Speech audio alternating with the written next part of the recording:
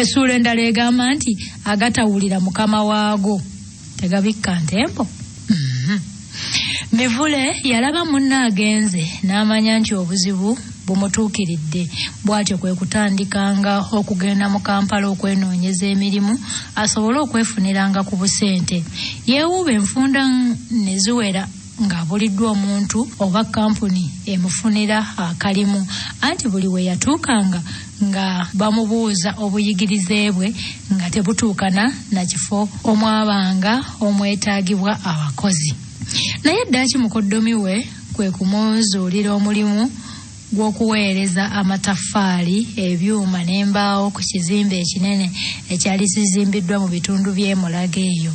Mivule mukadde we yamutegeeza ekyabula ennaku 6 okuwandiika abakozi ku beewo, naye ye ennaku ezo zonna yazimala ku kizimbe awo ng'atunuulira banne engeri gye bakolamu era ne ku lunaku lwe bagabanirako empeera yaliwo. Ensaalwa n'ebula okumutta. Olunaku olw'okuwandiikirako abakozi, Mivule teyeebaka, anti yagolokoka mu kinywambogo obudde okugenda okutunula buti ng'omuvubuka ali mu kifo alinda muwandiisi yekka. Okuva eka mukadde we yali amuwadde akabaluwa akamwanjula eri omwami Ziryawulawo eyali omuwandiisi. Mivule yali musajja nga tanyigirwa mu nnoga. Ye olwalaba omuntu atudde ku ntebe n'abuuza omusajja eyali okumpi nti ssebo oyo ye mwami Mundu Ziryawulawo oyo ye mwami Mundu Ziryawulawo, ko omusajja nti yooyo. Mivule kwe kuyita ku basajja bonna abaamuli mu maaso nga bw'abagamba nti bassebo mumpe faasi ntuuke mangu ku mukulu oyo n'ensonga enkulu ennyo gye bamuntumyeko gy'ali. Mivule ng'ayitawo ng'awaayo baluwa.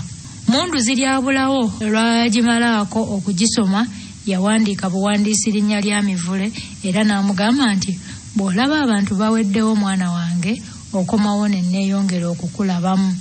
Amangu ago Mivule ngadda bbali ng'alatta nga yeerangajjalira ng'eyakasibira embaale. Okuwandiika olwaggwa omuwandiisi n'atandika okubagabira bonna abajja emirimu. Mivule yamukwasa musingasinga gw'aba akola naye. Ku lunaku olwo Mivule yasitula emiti emizito, n'asitula ebyuma, n'aweereza sementi, n'abakirira amataffaali. Munnange nno bwe yeewunzika wansi ekiro ekyo katono enkeera alemu okugolokoka mu budde obutuufu.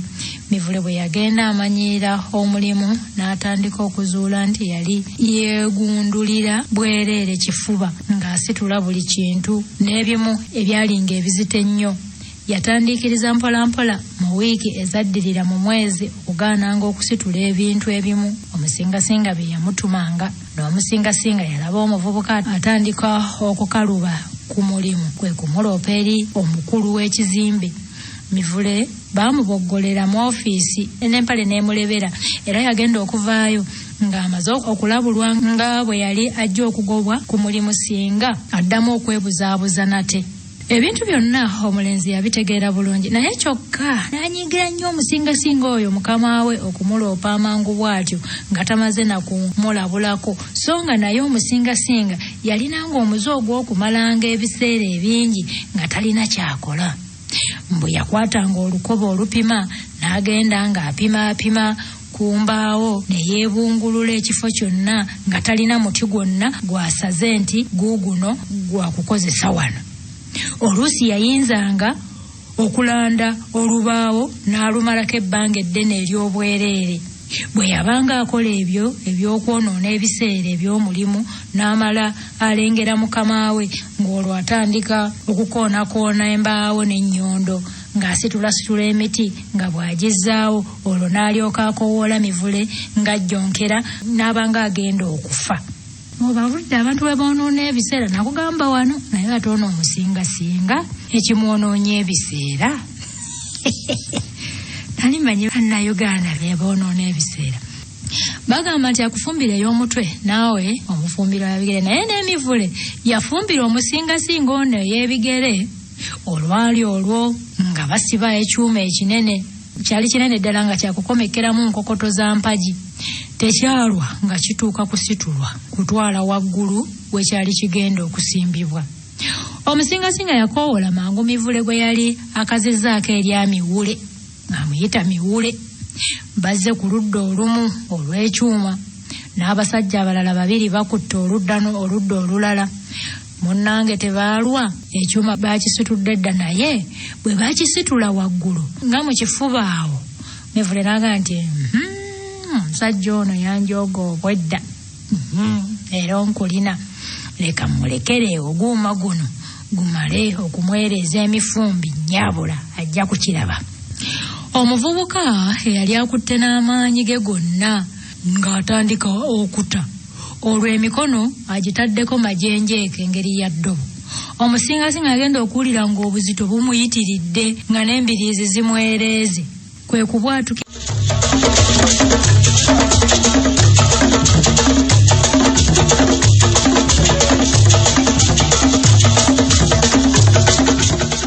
Mivule ngeya muli ewala nti Mivule, wewe namna gani wayuko hapa kwa mchezo?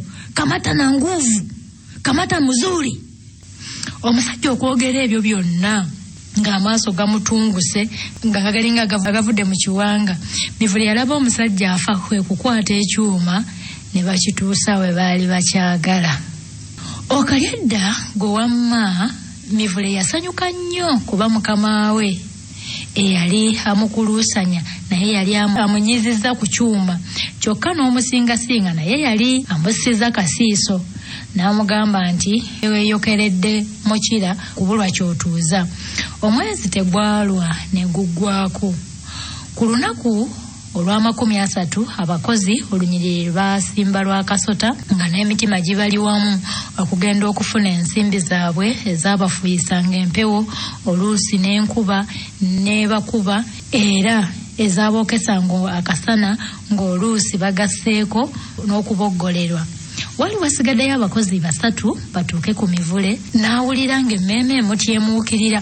Yagenda okulaba ng'atuuya n'engalo n'ebigere nga n'entunnunsi zimukuba bulala. Tewaayita kaseera nga yatuuse dda ku mmeeza.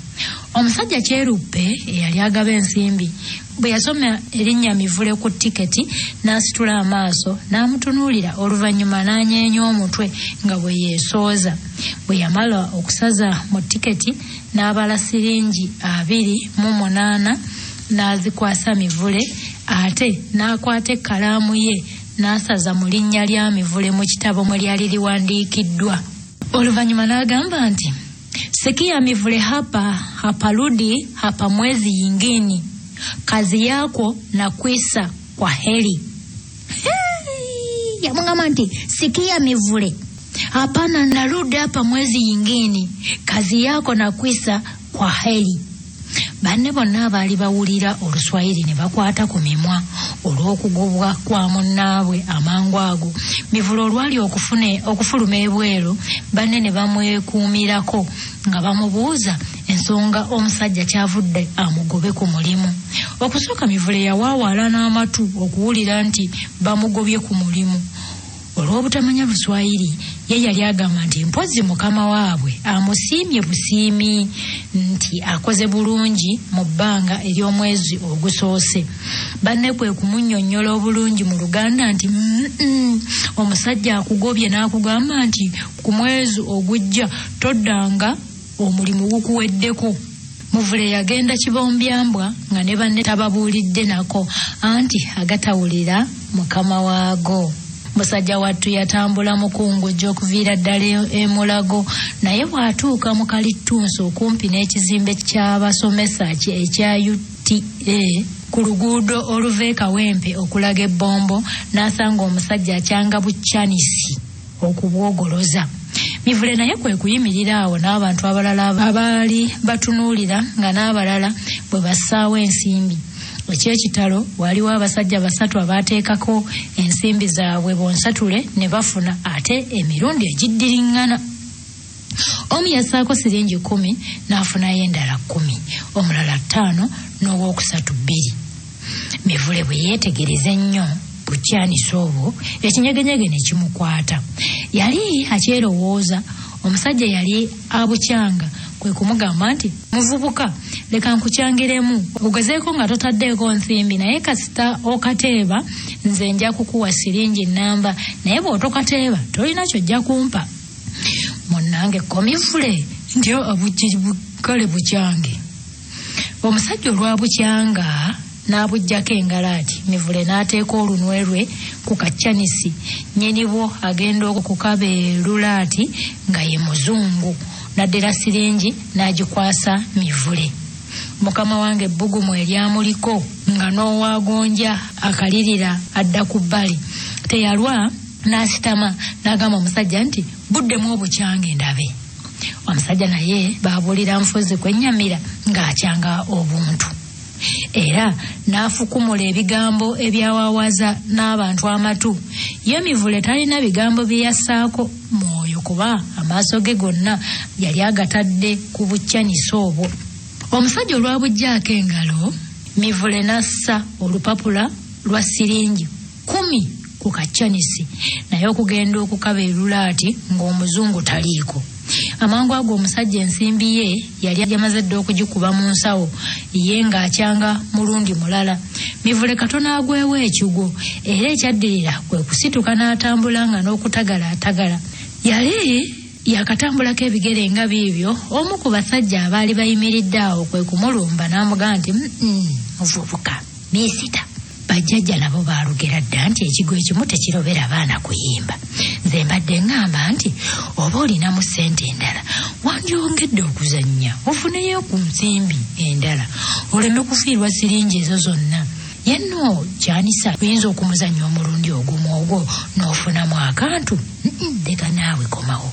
Namugamba munnange nze gw'olaba najja siringi 10 kiramba ku musajja oyo gw'olaba yennyini naye nga nzannya nga 15. Nze nno munnange alabye obuntu buno okumala ebbanga eddene mbadde nkuwadde nti amagezi naye bw'obanga tokyalinamu nsimbi si nsonga genda olikaddamu ng'ozifunye.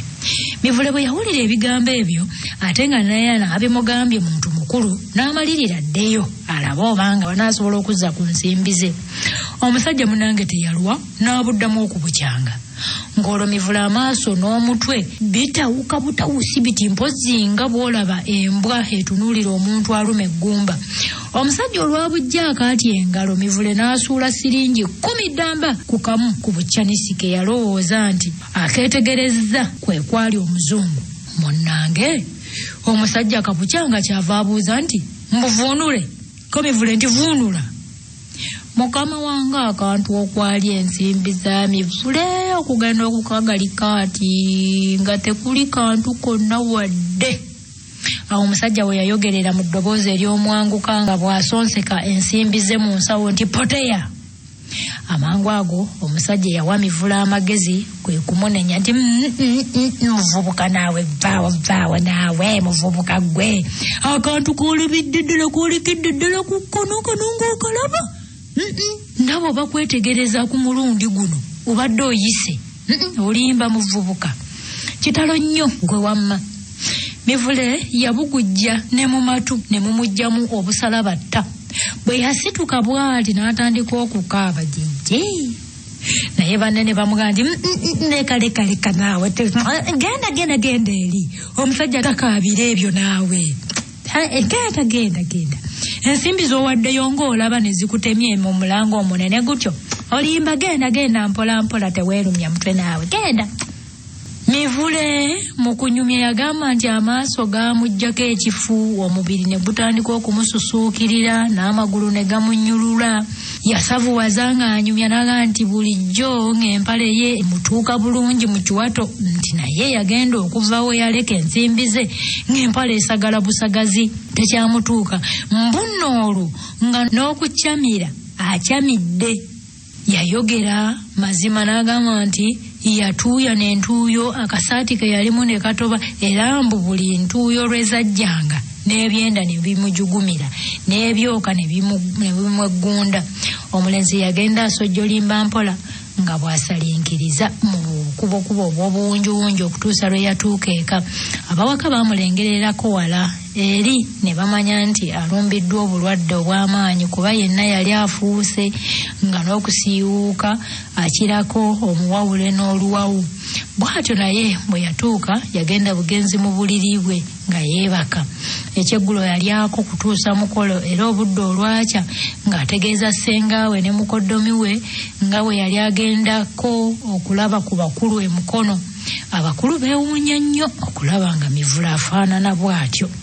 Baamubuuza ekyali kimuluma n'ekimutwala mu bakulu amangu gatyo, ye n'abaddamu nti ayaka ngende mbalabeko bulabi kyekyokka.